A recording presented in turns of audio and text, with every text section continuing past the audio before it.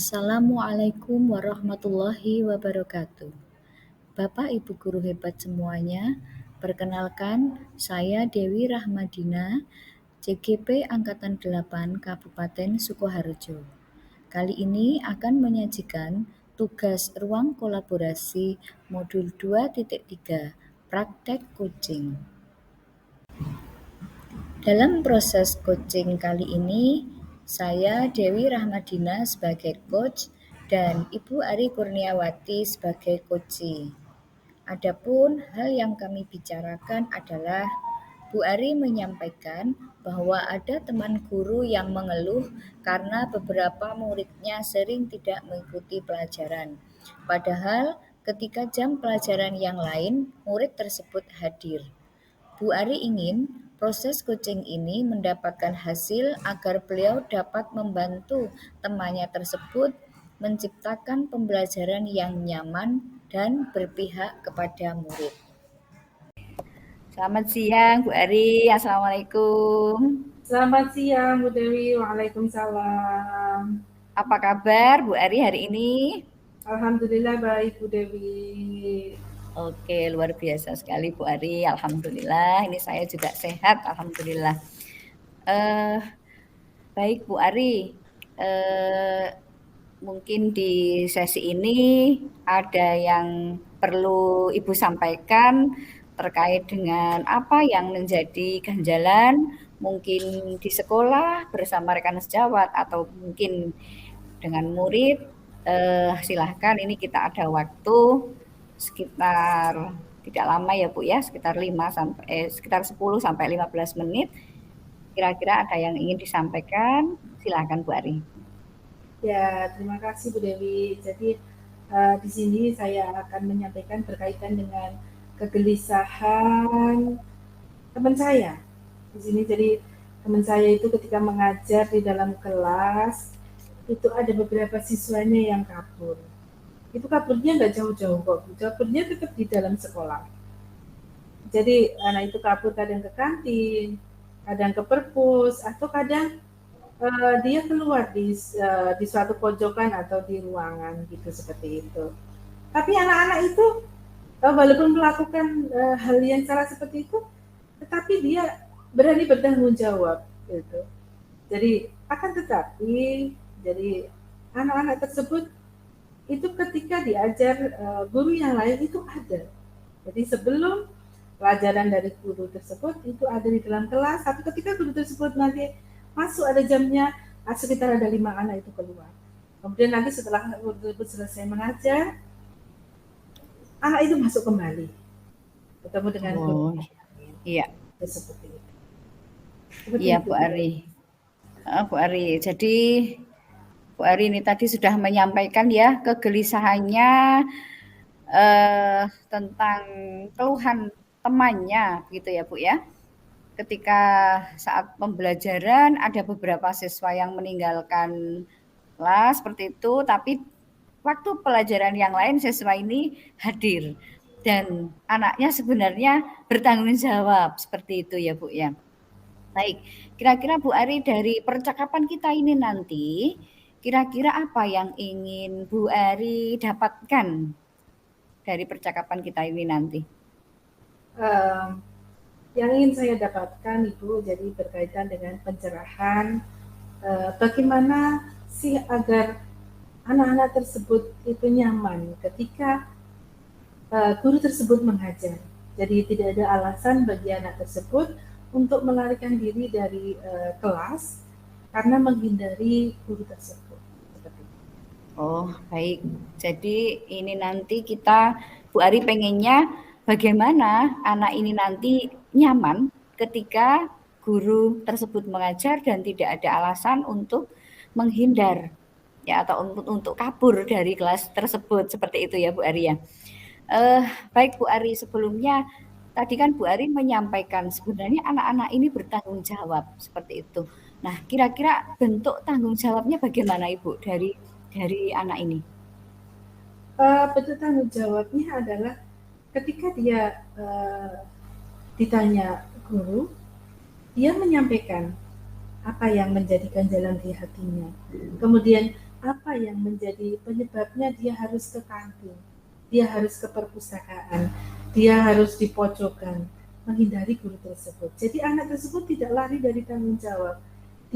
Anak tersebut menyadari ketika saya ini pasti salah, pasti nanti saya akan dilaporkan ke guru BK, pasti nanti saya akan ditegur. Tetapi anak tersebut siap untuk mempertanggungjawabkan uh, perbuatannya seperti itu. Oh, baik. Jadi bentuk tanggung jawab anak sebenarnya anak sadar gitu ya, kalau yang Iya, dilakukan betul. itu salah, seperti itu. Dan mungkin nanti akan dipanggil atau seperti apa. Nah, itu sebenarnya anak sadar ya Bu Ari ya. Iya, betul, Eh, betul, betul. oke, baik Bu Ari. Menyikapi kondisi seperti ini, kira-kira sudah ada tindakan yang dilakukan dari mungkin Ibu Ari tadi kan juga dicurhati oleh temannya tersebut. Jadi kira-kira bagaimana langkah Bu Ari yang sudah diterapkan selama ini menanggapi apa yang disampaikan oleh teman Bu Ari tadi? Selama ini saya menanggapinya, menyampaikan berkaitan dengan eh, hal-hal yang harus diperbaiki terlebih dahulu dari internalnya guru tersebut.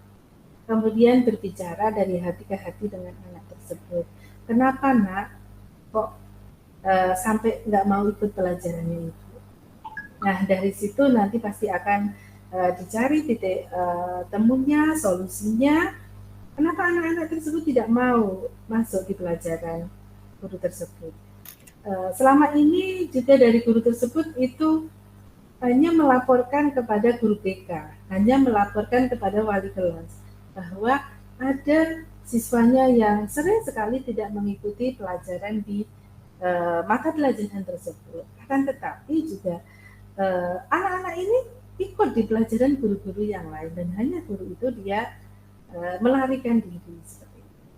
Jadi saya berusaha menyampaikan, oke, ayo Bu, kita perbaiki cara mengajarnya, ayo Bu, kita perbaiki metode dan media pembelajarannya, ayo Bu, kita perbaiki proses kegiatan belajar mengajarnya di kelas yang lebih berpihak kepada siswa atau anak-anak. Wah, luar biasa ini Bu Ari ya. Jadi sebenarnya sudah apa ya menyampaikan begitu ya Bu ya, dari mungkin mengajak temannya ini untuk berbicara tadi ya, mengajak berbicara, kemudian mungkin diajak memperbaiki tadi ya, mungkin metodenya atau apa, kemudian agar lebih berpihak kepada murid, seperti itu ya Bu ya. Terus kira-kira bagaimana respon dari teman Ibu ini tadi? Respon dari rekan sejawat saya, dia berusaha akan memperbaiki untuk metode mengajarnya, kemudian media pembelajarannya, kemudian juga tetap masih berkolaborasi dengan wali kelas dan juga guru BK untuk bersama-sama membimbing dan mentreatment anak-anak tersebut. Baik Bu Ari, kalau kita lihat misalkan dalam posisi skala gitu ya, jadi kira-kira sudah saat ini levelnya ada di mana Bu Ari? Kalau kita bikin level 1 sampai 10 begitu, kira-kira sudah sejauh mana ini usahanya Bu Ari atau kemajuan dari temennya Ibu ini tadi di posisi apa kalau sekarang? Oke, kalau saat ini posisinya ada di sekitar 7 progres ke 8 seperti itu Bu. Oh, sudah dituju ya, Bu, ya.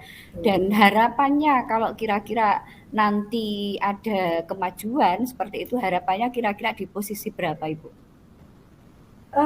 Harapannya sih bisa mendekati 9. Bisa mendekati 9 Bisa ya. mendekati 9. Jadi saya melihat baru berproses dari 7 kemudian 8. Mudah-mudahan ketika nanti berprosesnya sudah berlangsung lama bisa mendekati ke skala di angka 9. Oh, baik Bu Ari.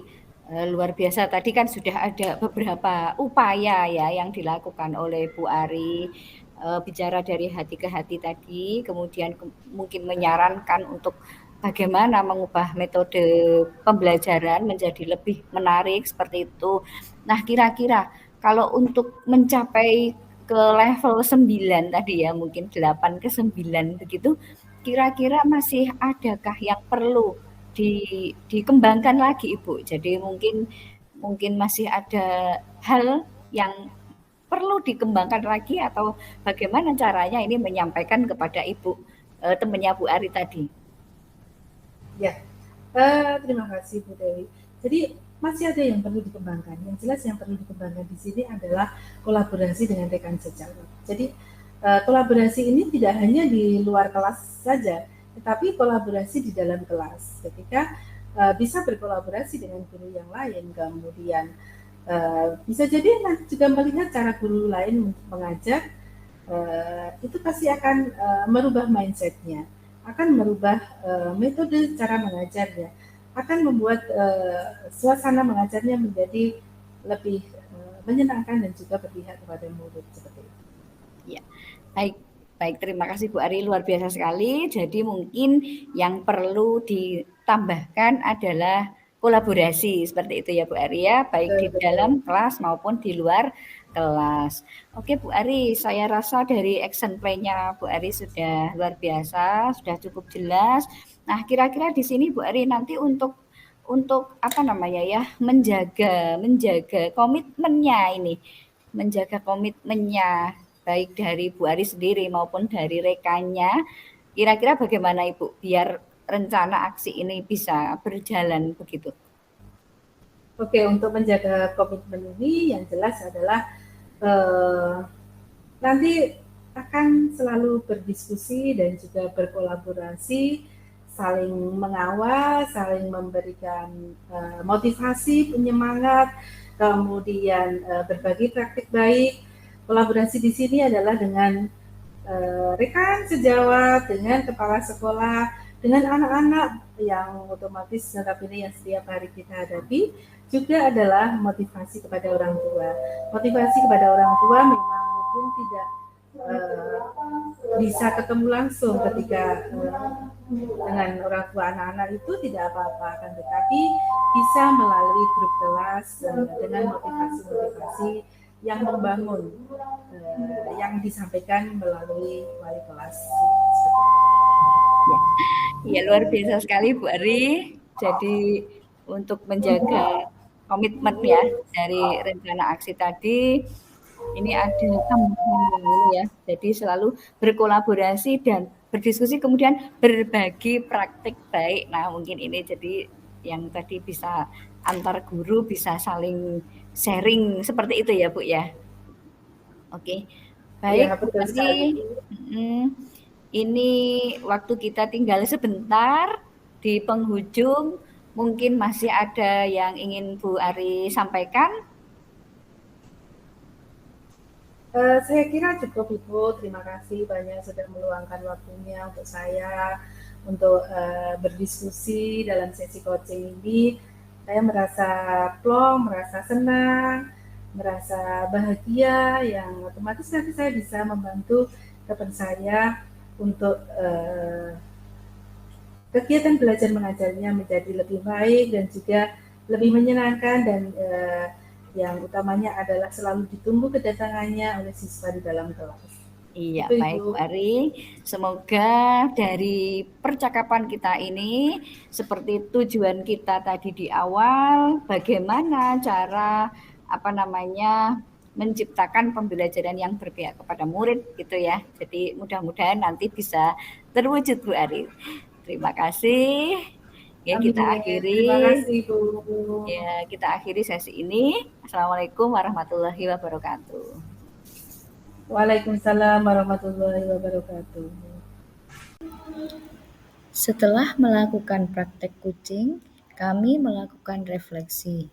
Adapun hasil dari refleksi diri adalah hal yang sudah berjalan baik selama percakapan adalah present, mendengar aktif, mengajukan pertanyaan berbobot, dan hubungan kemitraan yang membuat pelaksanaan coaching terasa nyaman. Kemampuan yang perlu ditingkatkan lagi dalam proses coaching yang utama adalah mendengar aktif. karena dengan mendengar aktif, maka seorang coach akan lebih mudah memahami kata kunci dari apa yang disampaikan oleh kunci. Dari situ, nantinya coach akan mudah mengembangkan pertanyaan berbobot sehingga kunci akan terbantu dalam menemukan gagasan. Kemudian, untuk menjaga kondisi agar tetap presence, saya berusaha fokus pada kegiatan ini dengan menerapkan teknik STOP sebelum memulai coaching dan membuat catatan kata kunci dari kunci pada saat proses coaching. Hal yang perlu dilakukan untuk meningkatkan kemampuan coaching adalah belajar dari video coaching dan berlatih dengan rekan sejawat. Selain itu, juga perlu memahami alur tirta dengan baik agar bisa menerapkan secara maksimal dalam proses coaching. Kemudian untuk umpan balik dari Koci menyatakan bahwa dia merasa nyaman, sangat terbantu dalam menggali ide, dan bahagia. Terima kasih.